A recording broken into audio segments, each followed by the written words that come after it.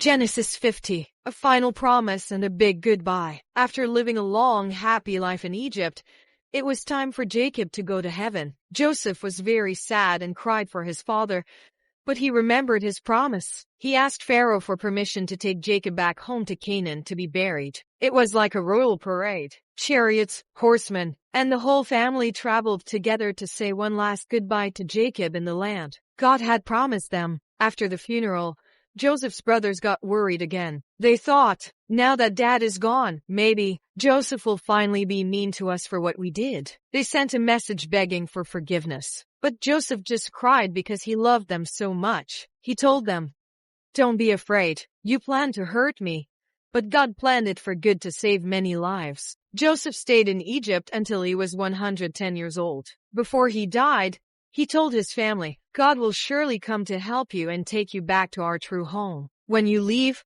make sure you take my bones with you. The end of the book of Genesis. Exodus 1. The new king and the brave midwives. Many years passed, about 400 years. Joseph and his brothers were all in heaven now, but their families had grown and grown. There were now thousands and thousands of Israelites. They were strong and happy.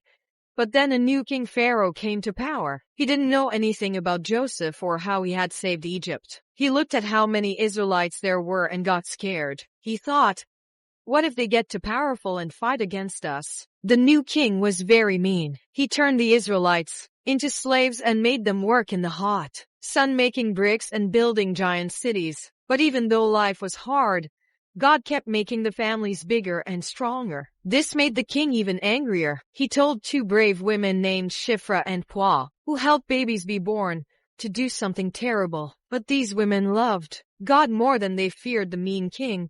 They protected the baby boys and kept them safe. Because they were so brave and honored God, God gave them families of their own and kept protecting his people. Even when things change and life feels hard like a brick, God is still in control, protecting his people. Even when things change and life feels hard like a brick, God is still in control. He uses brave people to protect others. And he never, ever forgets the promises he made to his children. A child was born to save Israel from Pharaoh. Now it's your turn to read chapter 2 to meet the child.